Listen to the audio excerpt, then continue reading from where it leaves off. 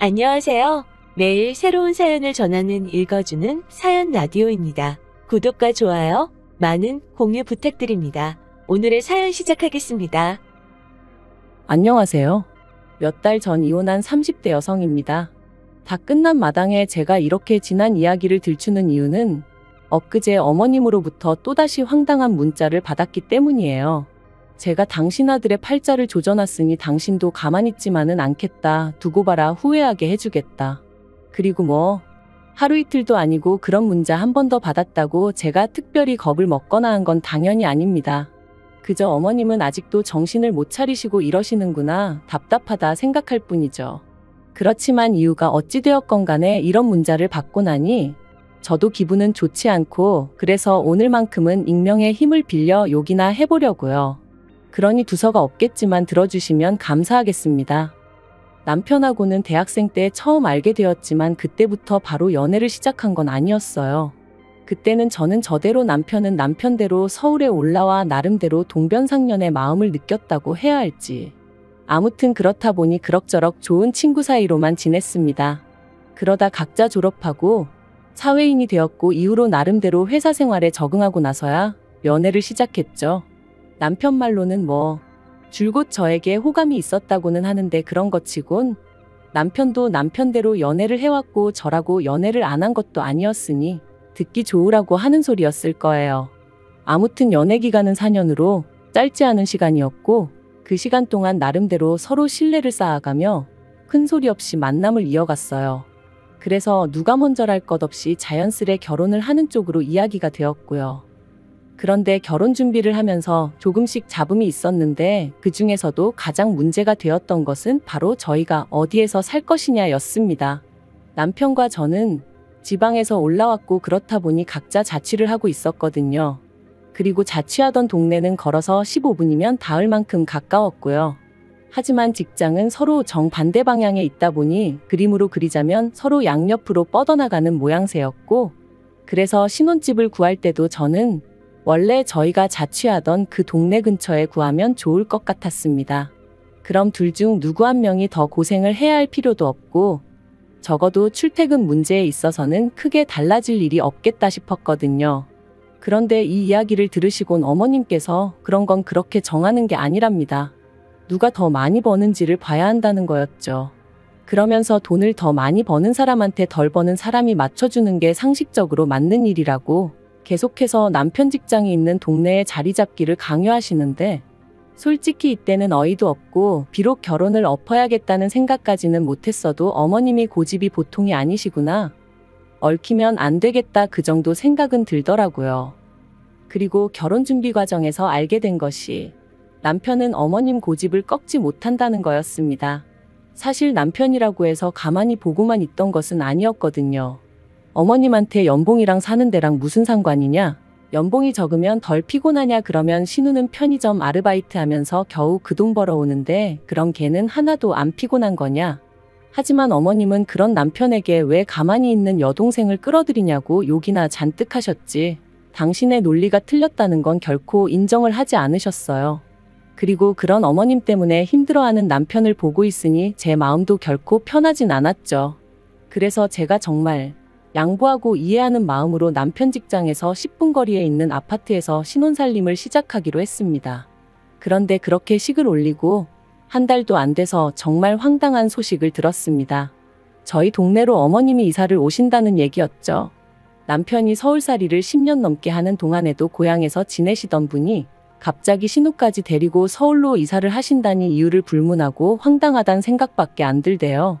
남편도 저만큼이나 당황한 기색이었던 걸로 봐서는 막말로 자기들끼리 짜고 생쇼를 하는 것 같지는 않았어요.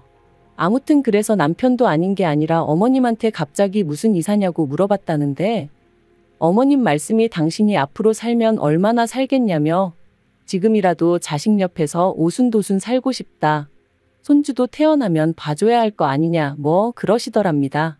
거기다 대고 남편이나 저나 무슨 말을 할 수 있었겠어요. 특히 막 시집왔던 저는 정말 당혹스러웠지만 말 그대로 찍소리도 못했죠 뭐. 그리고 그때부터 저는 정말 크고 작은 일들로 어머님에게 시달리기 시작했는데 그 중에서도 저를 제일 환장하게 했던 건 바로 저녁 식사 문제였습니다.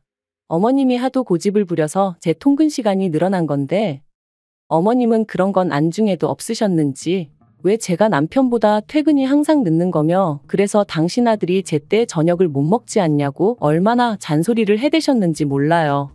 일주일에 두세 번 그것도 꼭 연락도 없이 멋대로 식사 시간에 찾아오셔서는 당신도 한 끼 얻어먹고 가려고 왔다 하시면서 말이죠.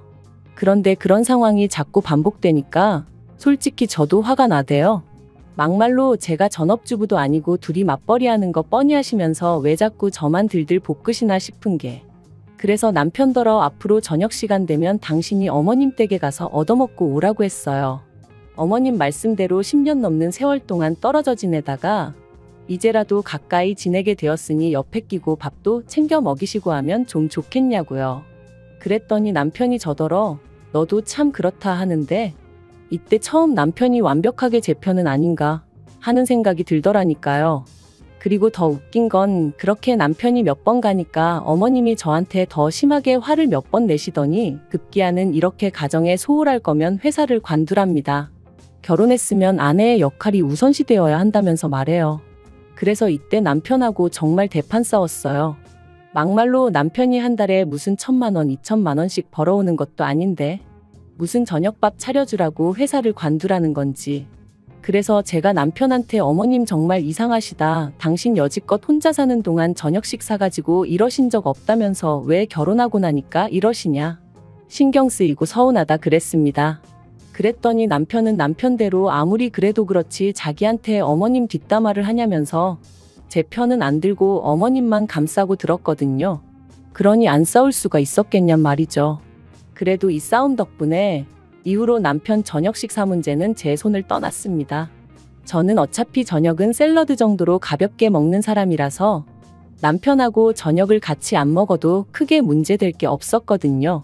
그리고 이때만 하더라도 어머님이랑 남편이 좀 얄미운 게 전부였지 이혼까지 생각한 건 아니었어요. 이후로 1년 반 정도 별탈 없이 살았습니다. 남편도 저도 서로에게 작은 불만들이 있긴 했지만 부부 생활에 위협이 될 만큼 큰 건 아니었어요. 어느 다른 부부들과 별반 다르지 않았달까요.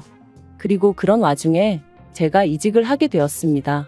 다니던 회사보다 월급도 훨씬 많이 주고 직급도 높여준다는 곳으로 말이죠. 딱 한 가지 문제였던 건 지방에서 근무를 해야 한다는 거였는데 솔직히 지방이래봤자 당장 저희 사이에 아이가 있던 것도 아니었으니 까짓 거 필요하면 이사해야지라고 단순하게 생각한 게 사실이에요. 그런데 이 얘기를 들으신 어머님께서 어떻게 남편 직장이 서울인데 아내 직장이 지방이라고 그쪽으로 이사를 하냐 하시대요. 그래서 어머님이 저희 결혼할 때 연봉 높은 사람한테 맞춰주는 게 상식이라고 하시지 않으셨냐? 이제 제가 남편보다 연봉이 무려 2,500이나 높아졌다 그러면 당연히 저한테 맞춰줘야 하는 거 아니냐 했어요. 그런데 어머님이 그건 경우가 다르답니다. 어쨌든 저는 아내니까 아내가 남편에게 맞춰주는 게 맞는 거라나요? 황당했지만 솔직히 어머님이 이런 식으로 나오실 거라고 예상을 못한 건 아니었어요. 그래서 그냥 어이가 없어서 웃었습니다. 그리고는 그럼 뭐 어쩔 수 없지 않냐고 주말부부 해야겠다고 했더니 저더러 제정신이냐셨죠. 하지만 결국 상황은 제 말대로 흘러갔어요. 남편 또한 저를 따라 지방에 내려가는 건 내키지 않는다고 했고 그렇다고 제가 이직을 안 할 생각도 없었으니까요. 그리고 제가 먼저 말을 꺼내기도 전에 남편이 먼저 그럼 주말부부로 지내는 건 어떻냐고 묻길래 못 이기는 척 그러자 했죠. 솔직히 아예 걱정이 안 되었던 건 아니에요. 하지만 막상 주말부부로 지내보니까 생각만큼 나쁘지는 않더라고요. 일주일에 하루 이틀밖에 못 보니까 다투는 시간도 아깝게 느껴졌고 그래서 서로 더 배려하고 상냥하게 대해주게 되었으니 오히려 연애 때로 돌아간 기분까지 들더라니까요. 하지만 제3자나 마찬가지인 어머님께서 말 그대로 난리를 치셨습니다. 처음에는 생활비를 이유로 잔소리를 하셨어요. 멀쩡한 집을 놔두고 왜 새 살림을 차리냐면서 이러면 생활비도 2배로 들고 그래서 돈은 언제 모으느냐고요. 하지만 막말로 당신이 하는 말이씨가 안 먹힌다 싶으셨는지 결국 진짜 속내를 드러내셨습니다. 남자 혼자 일하고 살림하고 어떻게 그러고 사냐면서 저더러 요새는 KTX 니머니에서 다니는 열차도 많고 환승도 잘 되어 있다는데 조금만 부지런 떨고 왔다 갔다 하면 되는 걸. 지난 편을 호랩이 만들었다고 타박을 하셨거든요. 하지만 어머님 말씀대로면 KTX로만 왕복 4시간이고 그걸 타러 왔다 갔다 하는 시간까지 더하면 하루에 거진 6시간을 통근에 써야 하는데 그게 정말 부지런 떤다고 될 일인가요? 그래서 제가 웃으면서 그러면 남편이 저랑 내려가서 지내면서 그렇게 출퇴근하면 되겠네요 했어요. 그랬더니 어머님도 할 말이 없으셨는지 또 얼마 지나지 않아서는 기껏 하신다는 말씀이 저러다 남편이 바람이라도 나면 어쩔 거냐입니다. 그리고 그때 가서 당신 아들 욕하면 당신이 가만히 있지 않을 거래요. 왜냐면 잘난 남편을 그렇게 방치해뒀으니 그런 일이 생기는 게 당연한 거라나요? 그래서 제가 어이가 없어서 가정교육 똑바로 받고 정신머리 똑바로 박힌 남자면 그런 일은 없을 거다 했어요. 그랬더니 너 지금 가정교육이라고 했냐면서 어머님이 또 화를 내시는데 이건 뭐 도둑이 재발절인 것도 아니고 아무튼 엉망도 그런 엉망이 없었습니다. 하지만 이때까지도 역시 이혼 생각은 안 했어요. 어머님이 말도 안 되는 말씀을 하시면 저도 지지 않고 한마디씩 받아치고 그런 과정이 스트레스의 연속이긴 했지만 서로 다른 사람들이 만나서 가족이 되었으니 이 또한 맞춰가는 과정이다 생각하고 어떻게든 그러려니 하고 넘기려고 했었죠. 하지만 역시나 사람 일이라는 게 저 혼자 노력한다고 해결되는 게 아니더군요. 결국 어머님은 말 그대로 선을 넘으셨고 남편은 그래도 팔은 안으로 굽는다더니 그런 어머님 편을 드느라 제 입장 따윈 안중에도 없었어요. 그래서 제가 이혼을 결심하게 된 거고요. 사건의 발단은 이랬습니다. 어느덧 남편도 저도 주말부부 생활에 익숙해져 가던 올해 초 남편이 교통사고를 당했다며 연락을 해왔어요. 다행히 어디 크게 다친 건 아니었지만 그래도 병원에서 한 일주일 정도는 입원을 하는 편이 좋겠다고 안내를 받았다면서 말이죠. 그래서 저는 그래도 어디 안 부러진 게 어디냐고 다행이다고 했고 남편도 자기도 10년 감수했다며 이참에 휴가 받았다 생각하고 쉴 생각이라 했습니다. 그런데 어머님께선 이런 와중에 아내인 제가 올라와 있지 않는다며 크게 화를 내셨어요. 그래서 제가 어머님께 제 사정을 설명했습니다. 회사 일도 많고 자리 이동에 관해서 말이 많기 때문에 최대한 눈에 띄는 행동은 안 하려고 조심하는 중이다. 그러니 이해 좀 해달라고 말이죠. 하지만 어머님께선 제 말은 귓등으로도 듣지 않으시는 눈치였어요. 아내가 돼서는 남편이 제일이지 돈에 환장을 했냐. 그런데 아무리 어머님이 뭐라고 말씀을 하셔도 제가 눈도 깜빡 안 했더니 그게 그렇게 심통이 나셨던 걸까요? 급기야 어머님이 저희 회사에 전화를 하셨습니다. 그리고는 전화 받은 직원에게 제 이름을 말하며 회사 생활은 어떻게 하는지 몰라도 아주 싸가지가 바가지다. 지 남편도 안중에도 없는 매정한 X이다. 사장한테 말해서 회사에서 잘라달라 그래야 지 본분에 충실해질 것 같다. 그런 말씀을 하셨다대요. 전화를 받은 직원은 다행히도 저와 평소에 관계가 좋은 편이었고 그렇기에 이런 내용이 사장 귀에까지 들어가는 참사는 일어나지 않았습니다만 그래도 어쨌든 저는 치부를 들킨 듯하여 한마디로 얼굴을 들 수가 없었습니다. 아무리 그래도 그렇지 며느리 얼굴에 이런 식으로 똥칠을 하실 수 있나 싶은 게 그래서 남편에게 바로 다시 전화를 걸었어요. 그리곤 어머님이 하신 만행을 낱낱이 얘기했거든요. 그런데 남편이 보인 반응이 그러니까 평소에 어머님이 말씀하시면 듣는 척이라도 했어야지 툭하면 죄다 제 고집대로 하니 어머님도 얼마나 약이 오르셨겠냐입니다. 그러면서 이번만큼은 제가 실수한 거라고 단 며칠이라도 출퇴근이라도 여기서 했으면 어머님이 그렇게까지 화는 내지 않으셨을 거라는데 미쳤구나 싶대요. 그래서 진심이냐니까 진심이랍니다. 그리고는 자기가 죄인이래요. 자기 할 도리도 다 못하는 며느리를 보게 해서는 괜히 나이 드신 어머님 마음고생, 몸고생하게 만들었다면서 말이죠. 그리고 이때 저는 정말 망치로 머리를 세게 한 대 얻어맞은 기분이었습니다.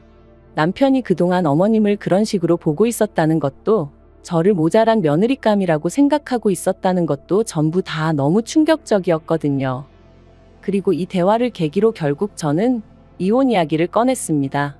나는 그래도 열심히 한다고 했는데 당신이나 어머님은 매번 불만 불평뿐이고 이제 지겨워서 더는 못 들어주겠으니 당신이랑 어머님이 서로서로 손과 발이 되어 살면 되지 않겠냐. 불청객은 빠져주겠다 했죠. 그리고 남편은 이런 제 이야기를 듣고는 처음엔 말도 안 되네 어쩌네 해대더니 얼마 안가 그러자 하더군요. 어차피 주말 부부로 지내는 한 사이가 회복되긴 어려울 것 같다면서 말이에요. 그리고 저는 이게 남편이 꼭 저를 겁주는 것처럼 들렸어요.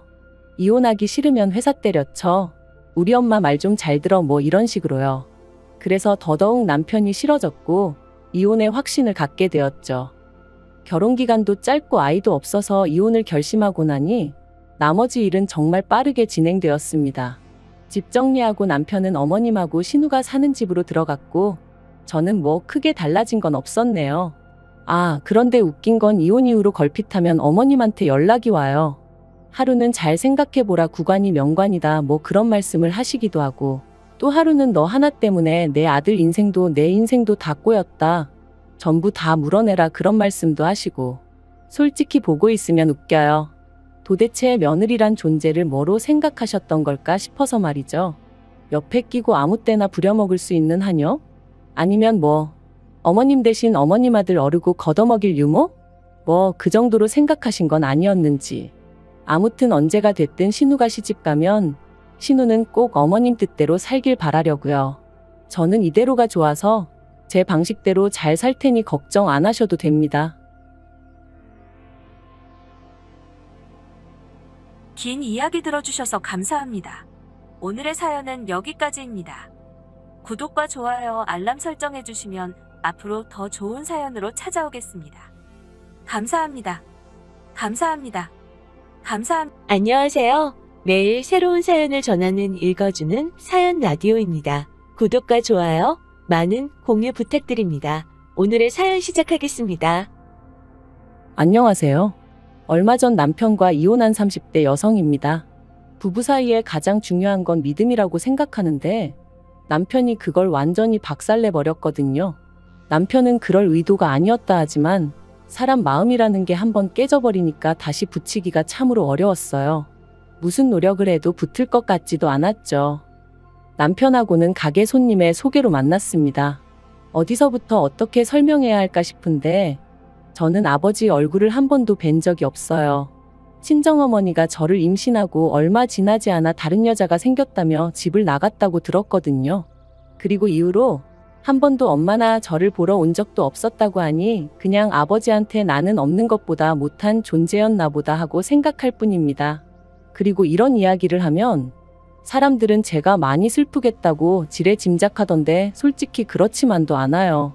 아주 어렸을 때야 아버지가 없다는 건 불쌍한 거라고 생각해서 막연히 슬프기도 했었는데 나이를 좀 먹고 나니까 애시당초 나한테 존재하지도 않았던 사람 때문에 슬퍼할 이유가 없더라고요.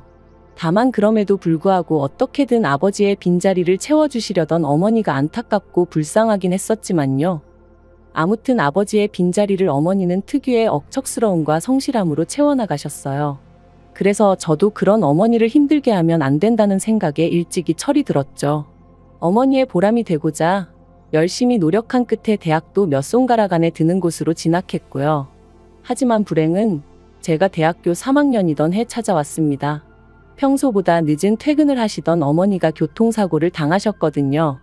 게다가 어쩌다 사고가 났는지를 알게 되곤 정말 눈이 돌아가는 줄 알았어요. 운전자는 제 또래의 여자였는데 바닥에 떨어진 핸드폰을 주우려다가 브레이크 대신 악셀을 밟았다나요? 그래서 제 신호의 횡단보도를 건너가시던 저희 어머니가 그렇게 황망하게 세상을 떠나게 되신 거죠.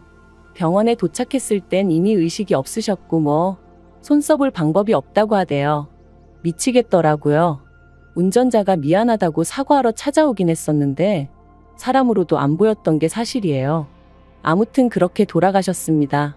그리고 어머니가 운영하시던 호프집과 아파트를 제가 받게 되었죠.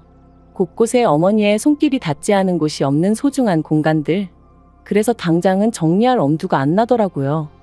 어머니가 돌아가신 이후로 저는 정말이지 세상에 저 혼자 남은 기분이었습니다. 다행히 어머니를 알고 지내던 많은 분들이 저에게 기운내라며 격려를 해주셨지만 그 어떤 사람의 무슨 말로도 채워지지 않는 아픔과 공허함이 있었죠. 그리고 상황이 그렇다 보니 학교 공부도 무의미하게 느껴졌어요. 좋은 대학을 나와 좋은 직장에 들어가고 그러는 모든 게 어머니를 더는 고생시키지 않겠다는 제 나름대로의 목표가 있었기 때문이었는데 이제 그 어떤 것도 의미가 없는 기분이었달까요? 그런데 이때 저랑 친하게 지내던 친구 한 명이 그러면 어머니가 하시던 호프집을 제가 대신 해보는 건 어떻겠냐입니다. 몸을 쓰는 일을 하고 정신없이 바쁜 하루하루를 보내다 보면 어머니에 대한 그리움도 좀 줄어들 수도 있고 마음의 안정도 참을 수 있을 거라면서요. 그리고 그 친구가 나는 그랬어 하는데 생각해보니 제 친구는 저보다 더 이른 나이에 아버지를 잃었거든요. 마찬가지로 갑작스러운 사고가 이유였고요. 그래서 그런 친구가 하는 조언이라면 뭐랄까? 인터넷이고 어디고 돌아다니는 뜬구름 잡는 조언들보단 훨씬 그럴듯하게 들렸죠. 그래서 어머니가 돌아가시고 한 달 만에 호프집을 다시 열었습니다. 저희 어머니는 같은 곳에서 13년을 장사하셨고 그렇기에 가게가 다시 열렸을 때 정말 많은 분들이 찾아주셨어요. 그중에는 저희 어머니의 비보를 접하신 분도 있었지만 그렇지 않은 분들도 계셨는데 어쨌든 제가 어머니의 딸인 걸 알고 이런저런 이야기들을 하시니 그것만으로도 왠지 좀 위로가 되는 듯하대요. 특히나 저는 몰랐던 어머니와의 추억을 늘어놓으시는 손님분들과 대화를 나누다 보면 어머니가 얼마나 좋은 분이었는지 다시금 알 수 있었죠. 그리고 그렇게 제가 호프집 운영을 해나간 지 4년쯤 되던 어머니 생전에 가깝게 지내셨다는 나이가 지긋하신 어떤 한 여사님이 저한테 좋은 사람을 소개시켜주고 싶다 하셨습니다. 그리고 사실 그런 제안은 처음이 아니었기에 제가 아니라고 괜찮다고 몇 번이나 사양했는데 여사님께서 얼마나 고집을 부리시던지요. 그래서 더 거절했다간 오히려 서로 불편해질 것 같아 어쩔 수 없이 알겠다 했는데 그렇게 소개를 받은 사람이 바로 남편이었습니다. 남편은 회사를 다니셨다는 아버님과 평생을 전업주부로 지내셨다는 어머님을 둔 남자였고 아래로는 2살 터울이자 저와는 동갑인 여동생이 있었어요. 중소기업에 다니고 있다고 했고 주말엔 주로 혼자 영화를 보러 가거나 가끔 볼링을 친다고 했죠. 그리고 여기까지 알게 됐을 때도 솔직히 저는 아무 생각이 없었습니다. 마음에 들고 말고는 아예 생각해보지도 않았고 그냥 아 그렇구나 하는 수준이었달까요? 그런데 남편은 어쩌다 제가 혼자 장사를 하게 된 건지 언제까지 혼자 장사를 할 건지 장사를 하는 게 뭐가 장점이고 뭐가 단점인지 저한테 궁금한 게 정말로 많아 보이더라고요. 그리고 어떻게 들릴지 모르겠지만 저에 대해서 끊임없이 궁금해하는 남편이 좀 고마웠어요. 진심으로 저를 신경 써주는 것 같았거든요. 지금 생각해보니까 사람을 상대하는 일을 하면서도 사람이 그리웠던 거 아닌가 싶기도 해요. 아무튼 저는 그런 남편에게 결국 마음의 문을 열었고 그렇게 저희는 연애를 시작했습니다. 그리고 1년 남짓의 연애 끝에 남편이 먼저 결혼 이야기를 꺼냈죠. 그런데 막상 결혼 준비를 시작하니까 남편이 가진 게 너무 없었어요. 솔직히 만나는 동안 이미 어느 정도는 눈치를 채고 있었지만 제 예상보다도 훨씬 사정이 빠듯했거든요. 뿐만 아니라 시부모님도 노후 준비라곤 전혀 되어 있지 않으셨습니다. 뭐 당신들 말로는 2발 뻗고 잘 집 있고 잘 키운 자식이 2이나 있는데 뭐가 걱정이겠냐 하셨지만 제3자인 제가 보기에는 어쩌려고 저러시나 싶었달까요? 하지만 제가 그럼에도 불구하고 남편과의 결혼을 결심한 건 남편과 처음 연애를 시작했을 때와 마찬가지로 시부모님의 마음 씀씀이가 감사했어요. 이제 당신들이 제 부모가 되어줄 거니 저더러 아무 걱정 말라고 하셨거든요. 그리고 저는 이번에도 순진하게 그 말을 철석같이 믿었고요. 한편 결혼할 때 시댁으로부터 받은 건 어머님이 당신이 아끼던 거라며 주신 진주 귀걸이 한 쌍이 전부였습니다. 이것도 알고 보니 돈 5만 원도 안 되는 모조 진주였지만 심지어 아끼시던 것도 아니고 금은방에서 뭐 사시고 서비스로 받으셨다나요. 말은 안 했지만 얼마나 황당하던지요. 아무튼 그래도 결혼 생활을 시작하고 한동안은 행복한 시간의 연속이었습니다. 부모가 되어주시겠다던 시부모님은 제 예상과는 달리 그다지 저를 따뜻하게 품어주시진 않으셨지만 그때만 하더라도 그건 제가 부족해서 그런 거라고 더 잘하면 해결될 문제라고 생각했어요. 그리고 남편은 연애 때만큼은 아니었어도 여전히 저에게 잘해줬으니 솔직히 이 정도면 행복한 거라고 믿었고요. 하지만 행복은 오래가지 않았습니다. 진작부터 남편에게 호프집에 합류하고 그런 건 안 된다고 몇 번이나 말을 해뒀었음에도 불구하고 언젠가부터 남편이 회사 일이 힘드네 어쩌네 하더니 급기야는 호프집을 하나 더 내서 여기는 제가 관리하고 2호점은 자기가 관리하고 그러면 어떻겠냐는 얘기를 꺼냈거든요. 그리고 2호점을 열게 되면 신우 용돈 벌고 시부모님도 나와서 일을 하실 수 있으니 두 분 노후에도 도움이 되네만 해 하는데 솔직히 2호점이나 만화 가게도 돈이 있어야 여는 거잖아요. 그래서 제가 자본이 있냐니까 지금 우리 사는 아파트나 아니면 1호점 담보 삼아 대출 좀 받으면 되는 거 아니냐는 거예요. 그래서 그게 무슨 소리냐 하고 대충 웃어넘겼습니다. 짜증낼 가치도 없다고 생각했거든요. 그런데 남편은 이후로도 정말 3, 4일에 한 번은 출근하기 싫래. 회사 일이 힘들어 두드러기가 나네 어쩌네 별소리를 해가며 자기도 저처럼 사장소리 들어가며 일을 하고 싶다. 그리고 그럴 때마다 저는 남편을 어르고 달래느라 정신이 없었죠. 사실 지금 같으면 헛소리 좀 하지 말라고 화라도 냈을 텐데 그때는 힘들다는 사람을 몰아붙인다는 게 저도 힘들었던 때가 있었고 또 어쨌든 제 유일한 가족이었으니까요. 그래서 어떻게든 최대한 마음 상하지 않는 쪽으로 이해시키려고 했던 거예요. 그러다 또 그날도 남편이 할 이야기가 있다며 운을 띄웠습니다. 저는 또 그놈의 2호점 타령인가 싶어서 벌써부터 진저리가 나고 있었고요. 그런데 남편은 뜻밖에도 신우 이야기를 꺼냈습니다. 참고로 제가 저랑 신우를 비교하자는 것도 아니고 제가 신우보다 낫다 뭐 이런 이야기를 하자는 건 더더욱 아니에요. 하지만 저희 신우 참으로 답이 안 나오는 사람입니다. 가진 거라곤 대학 졸업장 그거 하나가 전부였고 이후로는 매번 이런저런 핑계를 대까며 하다못해 아르바이트조차 6개월 이상 하지를 못한다고 들었거든요. 제일 오래 한 게 복권 파는 곳이었는데 그나마 거기는 4개월을 넘겨서 시부모님이 드디어 정신 차렸나 하고 무척이나 좋아하셨다는 얘기가 있을 정도였으니. 그런데 남편이 그 신우를 저희 호프집에서 아르바이트생으로 좀 써주면 안 되냐대요? 아무래도 자기가 보기에 자기 동생이나 또 많이 가리고 그러니까 아는 사람 가게에서 일하면 좀 낫지 않을까 싶다면서 말이죠. 그리고 저는 솔직히 내키지 않았던 게 사실이에요. 그렇지만 남편한테 싫다고 하자니 너무 인정머리가 없어 보일까봐 걱정이 되기도 했고 그래서 자의반타의반으로 알겠다고 했어요. 이번 일을 계기로 저와 남편의 사이가 개선되길 바라는 마음도 있었거든요. 그리고 그렇게 출근을 시작한 신우는 의외로 성실한 모습을 보였습니다. 특히나 아르바이트생들이라면 누구나 꺼려할 주방 일을 피하지 않았죠. 다만 설거지를 하면서 내리 접시를 깨먹고 칼질은 전혀 할 줄 몰랐기에 어쩔 수 없이 주방 이모님 보조 정도밖엔 해내지 못했지만요. 그래도 처음부터 큰 기대를 가지고 있던 건 아니었기에 그러려니 하고 넘겼습니다. 월급도 하는 일에 비해 넉넉히 챙겨줬어요.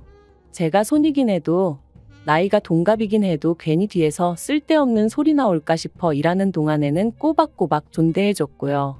그런데 그럼에도 불구하고 그렇게 제 뒤통수를 칠 줄은 몰랐네요. 저희 가게에서 아르바이트를 한 지 딱 3개월 됐을 때 신우가 자기 이제 그만 나오겠다 통보를 해왔습니다.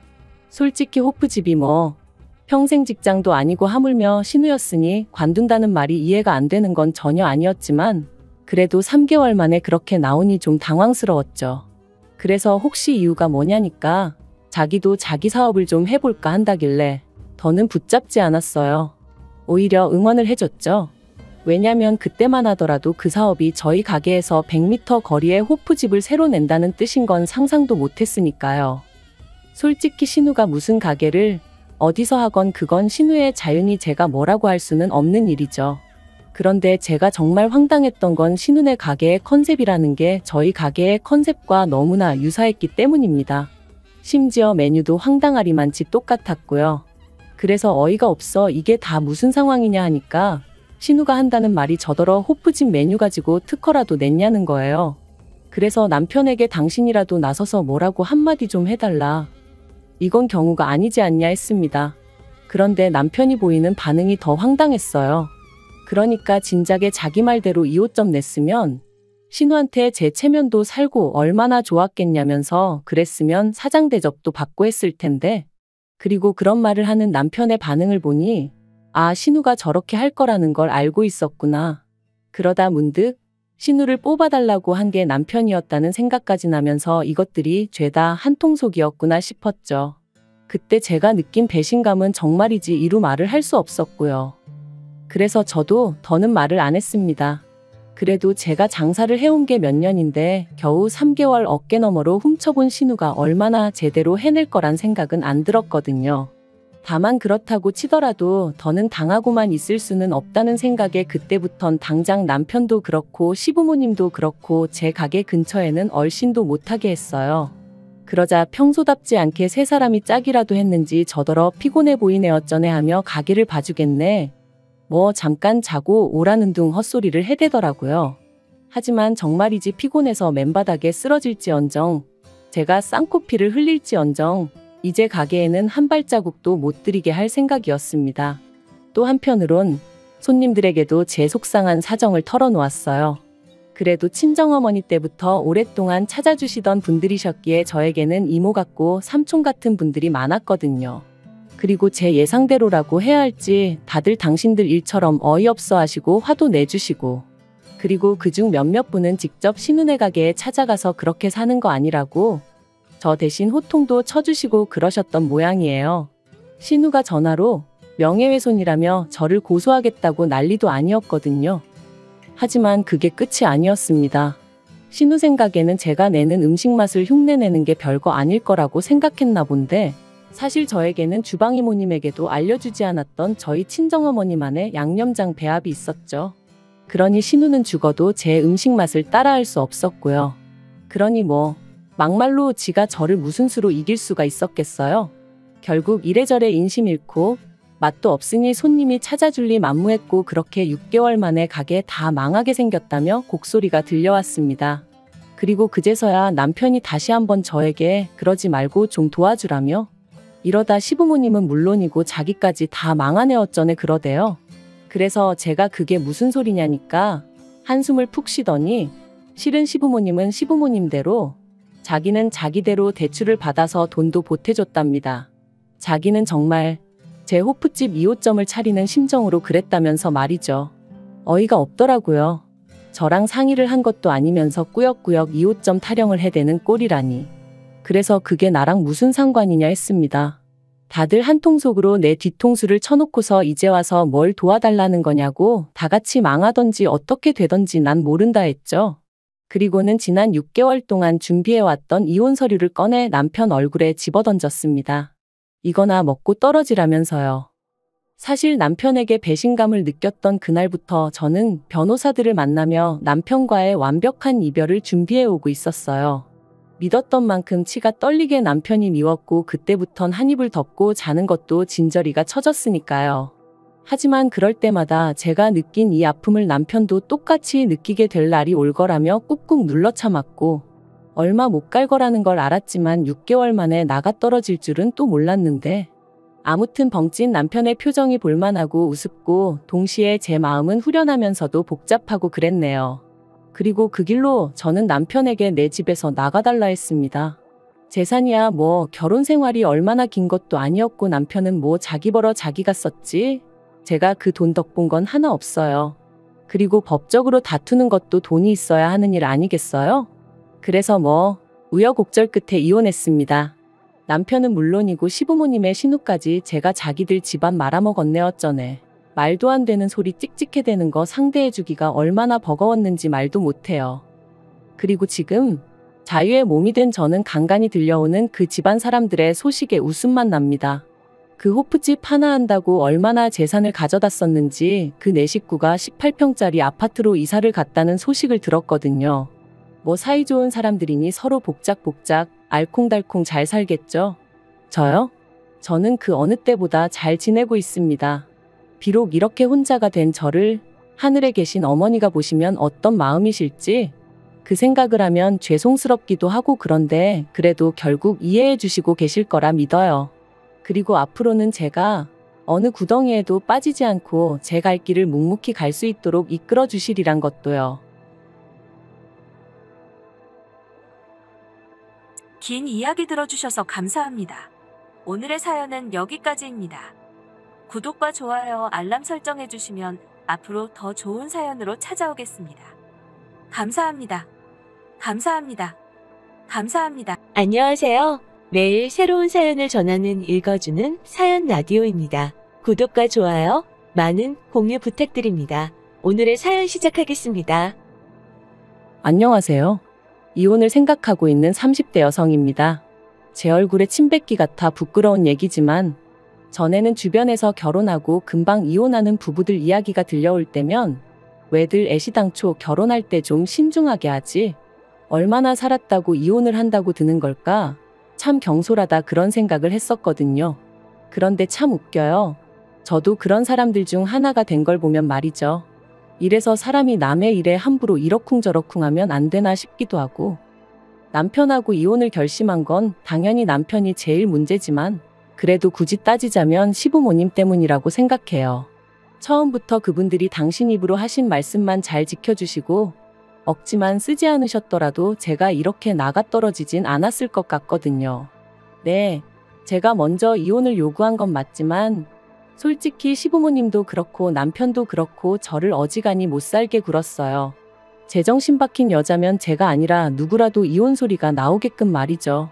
그리고 그 부분은 지금도 참 이해가 안 돼요. 막말로 제가 나간들 제 자리에 들어오겠다는 또 다른 미친 X가 있었던 것 같지도 않은데 왜 어떻게든 잘 살아보려던 저를 이토록 질리게 만들었는지 말해요. 남편하고는 소개팅으로 만났어요. 그때 제 나이 29, 남편 나이 33 둘 다 적은 나이는 아니었죠. 그러니까 말이 좋아 소개팅이지 솔직히 결혼도 아예 생각이 없었던 건 아니에요. 적어도 저는 그랬어요. 그래서 소개받을 당시 속물 같지만 나름대로 소개팅을 주선해준 지인을 통해서 남편의 스펙도 어느 정도는 파악을 하고 나갔습니다. 어느 대학을 나왔는지, 어느 회사를 다니는지, 키는 얼마나 큰지. 말이 나왔으니 말이지만 소개팅이라는 자리가 누군가는 밥이나 한 끼 먹으러 간다고 가볍게 생각하라지만 그게 그렇게 안 되거든요. 특히나 여자 입장에선 그래도 좀 꾸미기도 해야 하고 또 시간도 어떻게 보면 금인 세상인데 영 아니다 싶은 사람을 만나면서 제 시간 낭비를 하고 싶은 생각은 더더욱 없었으니까요. 아무튼 그런데 주선자 말을 들어보니까 학교도 저랑 비슷한 수준의 대학을 졸업했다 하고 회사도 뭐 저한테 부족하지도 넘치지도 않는 곳이었어요. 그리고 키 같은 경우도 제가 대한민국 여자 평균이다 치면 그쪽도 대한민국 남자 평균치는 되대요. 그래서 그럼 한번 만나봐도 되겠다 싶었죠. 이후에 남편에게 들었지만 남편도 그 지인을 통해서 제 평소 사진을 10대 장은 받아보고 정했답니다. 자기는 얼굴이 가장 중요했다나 어쨌다나요. 아무튼 그렇게 서로 어느 정도는 파악을 하고 만나서 그런가 쓸데없이 시간 낭비를 하는 기분은 아니었어요. 바로 서로의 취향이라던가 서로에게 직접 묻지 않으면 알기 어려운 것들을 알아가는데 시간을 쓸 수 있었으니까요. 그리고 다행히 저희 둘은 여러 가지 면에서 통하는 부분이 많았습니다. 그래서 이후로 4번의 만남을 더 갖고 바로 연애를 시작했어요. 그리고 그렇게 만난 지 1년쯤 되었을 때 남편이 먼저 결혼 이야기를 꺼내더라고요. 남편에게 할머님은 굉장히 중요한 존재라 했습니다. 어린 시절 시부모님이 맞벌이를 하시느라 남편을 돌보지 못하셨는데 특히나 아버님은 지방을 돌아다니며 돈을 버시다 보니 2달에 한 번 정도 얼굴을 비추신 게 전부였대요. 그리고 사정이 그렇다 보니 할머님께서 남편을 거의 키워주시다시피 하셨고 그래서 남편도 실제로 할머니에게 무척이나 큰 애정을 갖고 있었어요. 그런데 이제 그 할머님이 80이 넘어가시니 왠지 마음이 급하다면서 저랑 결혼해서 증손주도 안겨드리고 싶고 뭐 그렇다고 하더라고요. 그리고 이건 솔직히 제가 기대한 프로포즈 멘트와는 많이 달랐습니다. 너를 사랑한다, 너 아니면 안 된다. 이런 이야기가 듣고 싶었지. 너랑 잘 사는 모습을 보여드리고 싶다. 안심시켜드리고 싶다. 왠지 할머님을 위해서 결혼식을 서두르는 기분이었달까요? 그래서 저는 고민 끝에 남편에게 제 속마음을 밝혔어요. 정말 나를 사랑하긴 하느냐고요. 그랬더니 남편이 자기가 원래 말을 잘 못하지 않냐면서 왜 자기 말을 안 좋은 쪽으로 해석하느냐고 오히려 자기가 서운한 애 어쩌네 그러는데 싸우자고 꺼낸 얘기는 아니었으니 더는 뭐라 따지지는 않았어요. 그리고 이후로 남편이 어떻게든 저를 달래주려고 노력도 했고요. 그래서 결국 결혼하는 쪽으로 마음을 굳혔죠. 그런데 막상 결혼 준비를 시작하니 남편은 모아둔 돈이 6천 정도 있었고 저는 1억 정도 있었어요. 물론 남편은 차도 있긴 했지만 10년이나 된 경차라서 솔직히 재산으로 느껴지진 않았고요. 그래서 그동안 돈 벌어서 다 뭐 했냐고 단도직입적으로 물었습니다. 참고로 결혼을 앞둔 사이에 이 정도는 당연히 물어볼 수 있다고 생각했어요. 그랬더니 부모님하고 할머니한테 자기가 아무래도 3대 독자다 보니 효도 좀 한답시고 이래저래 선물도 해드리고 많이 챙겨드렸다나요? 그런데 결혼하면 그런 건 이제 없을 거라고 하더라도 매번 저랑 꼭 상의하고 할 거라고. 그래서 알겠다고 했죠. 그리고 상황이 그렇다 보니 양가로부터 도움을 안 받을 수가 없었습니다. 1억 6천으로 결혼식도 올리고 혼수도 하고 신혼집까지 구한다는 건 서울에선 너무 빠듯하다 싶었거든요. 그런데 다행히 상견례 자리에서 사실 돈 이야기라는 게 시댁 쪽이건 저희 쪽이건 먼저 말 꺼내기가 편하진 않은 주제잖아요. 그런데 저희 시부모님 두 분 다 하시는 말씀이 그래도 명색이 3대 독자인데 걱정 말랍니다. 그러면서 자기들은 7천 정도 해줄 수 있는데 저희더러 맞출 수 있겠냐대요. 솔직히 전 3대 독자가 어쩌고 그러시길래 집까진 아니어도 한 1억은 해주시려나 그런 생각을 했는데 말이죠.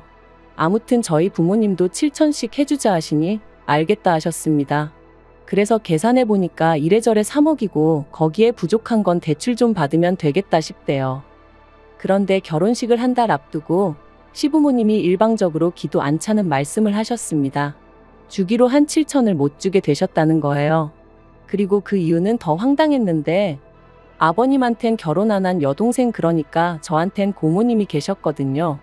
그런데 그 고모님이 갑자기 내일 가게를 차린다며 돈을 좀 보태달라고 했고 그래서 일단 급한 대로 그쪽에다 5천을 보내주셨다나요? 어이가 없었죠. 그래서 그런 결혼은 어떻게 하라는 얘기냐니까 오히려 저더러 그게 무슨 소리냐 결혼은 원래 계획한 대로 해야지 하시더니 결혼식 날 축의금으로 돈이 꽤 들어올 거라면서 그때 일단 한 3천은 만들어 주시겠다나요? 3천이 안 되면 그땐 당신들이 대출을 받든 뭐라든 어떻게든 채워주시겠다면서 말이죠. 그래서 솔직히 마음 한구석에선 불안한 생각이 들었지만 그래도 파혼할 용기는 없었기에 어떻게든 시부모님의 그 약속을 믿어보자 생각하며 식을 올렸습니다.